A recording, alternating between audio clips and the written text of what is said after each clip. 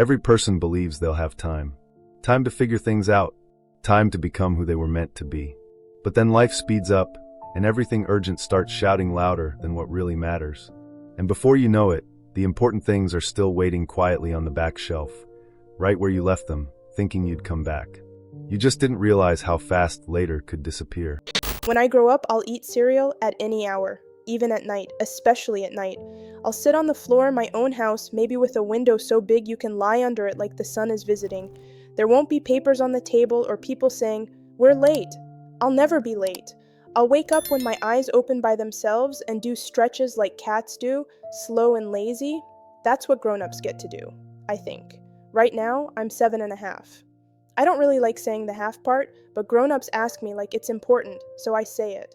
I live with Mom and my little brother, who chews too loud, and my turtle who doesn't have a name yet because I want to pick the perfect one. I go to school and draw pictures of things I'll do when I grow up.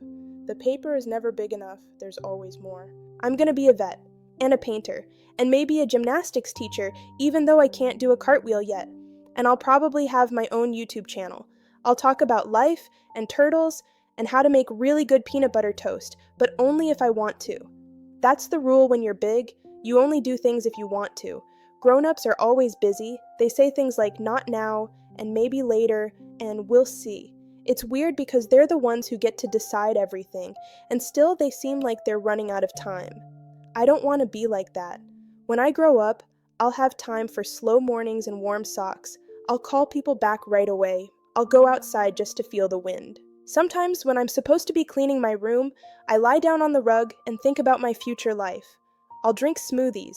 I'll go to bed when I'm sleepy, not when the clock says. I'll walk in the rain without getting mad. My house will smell like oranges. I'll laugh a lot. I'll love someone and we'll dance in the kitchen. No one will tell us to stop. And I'll be strong. Not the yelling kind of strong, the calm kind. The kind where people feel safe around you. I'll take care of my body.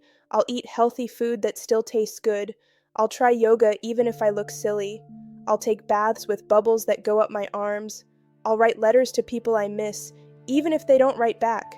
I'm a little scared of becoming someone else, of forgetting the things that make me, me. Like how I always make up songs when I brush my teeth, or how I think clouds look like animals. Grown-ups don't do that, or maybe they just forget how. I don't want to forget. I want to stay curious. I want to still believe that the best day ever might happen tomorrow. My biggest fear is that I'll turn into a grown-up who only says, "Sorry, I can't." I hear that a lot. My teacher says it when I ask if we can paint instead of spelling. My mom says it when I ask her to watch me dance. I can't right now. I wonder if right now ever ends. I think it just keeps going. When I grow up, I'll say yes more. I'll say yes to swimming even if I'm tired. Yes to visiting grandma even if it's far. Yes to ice cream just because. And I'll say yes to me. I'll listen when I need quiet. I'll rest when I'm full of thoughts. I won't call it lazy. I'll call it paying attention. I think being happy is about noticing things, like how the kitchen smells after someone bakes, or how your fingers get pruny in the bath, or how someone looks at you when they're proud. I'll notice those things, and I'll tell people about them so they know I saw it. When I grow up, I'll take care of me, not just the outside, but the inside too. I'll go for walks without headphones so I can hear the birds. I'll learn to cook something fancy just for fun. I'll read books with no pictures. I'll talk to my old friends even if we live far apart. I'll write poems that no one reads but me. I don't know exactly when grown-up starts. Maybe it's a day that just sneaks up, but I think I'll know when it happens. One morning I'll wake up and stretch like a cat, and nothing will hurt. I won't forget to breathe deep. I won't say, "I'll do that later." I'll say, "Today's the day." And I'll keep all the promises I made, like dancing in the kitchen, like not hurrying, like loving myself even when I'm weird, like not becoming someone who forgets, because I will have time. I'll make sure of it.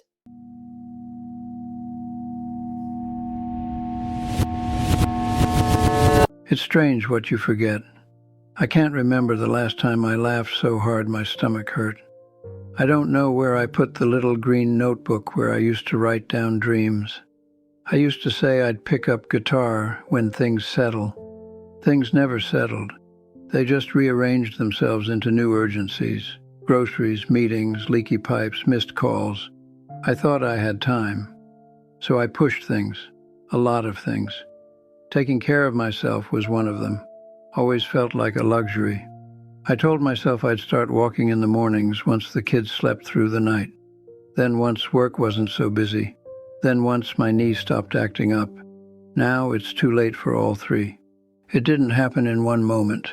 The forgetting, the becoming someone else. It was quiet, subtle. First I stopped dancing at weddings, then I stopped going to them. Then one day I realized I couldn't remember the last time I'd looked at the sky for no reason. I used to love doing that, just lying on the grass, tracing clouds. I used to believe that meant I was alive. Then I told myself it was childish. The first real compromise was small. I took a job I didn't love because it had benefits. I told myself it was temporary. It wasn't.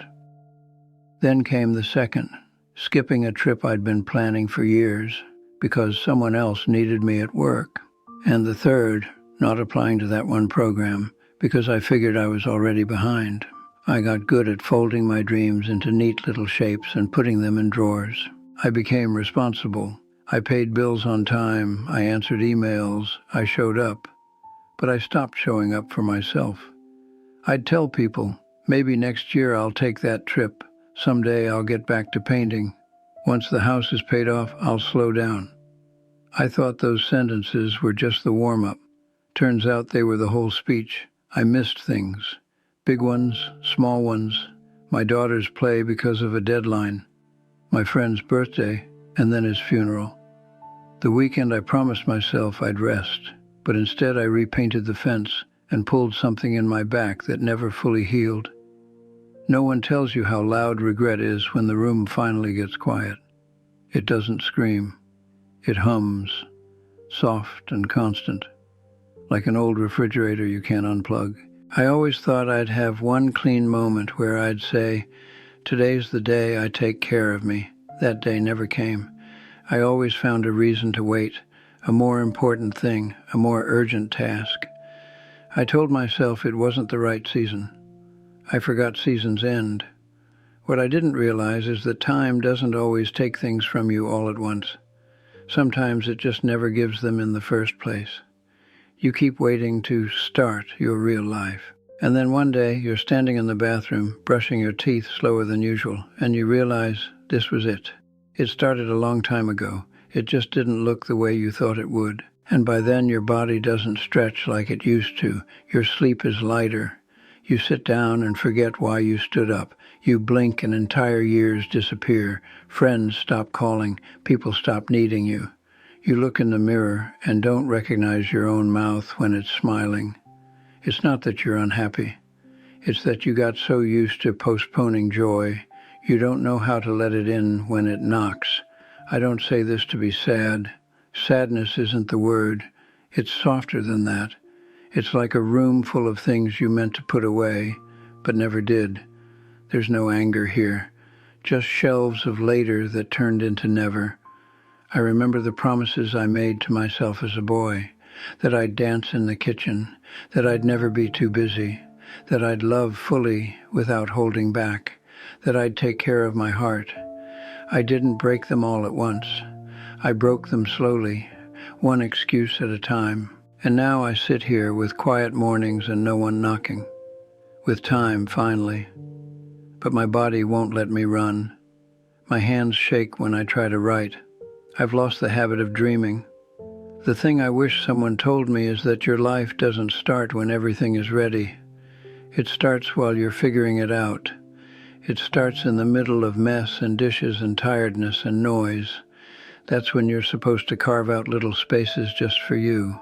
Otherwise, they get swallowed. If I could go back, I wouldn't do anything grand. I wouldn't move to Paris or climb mountains.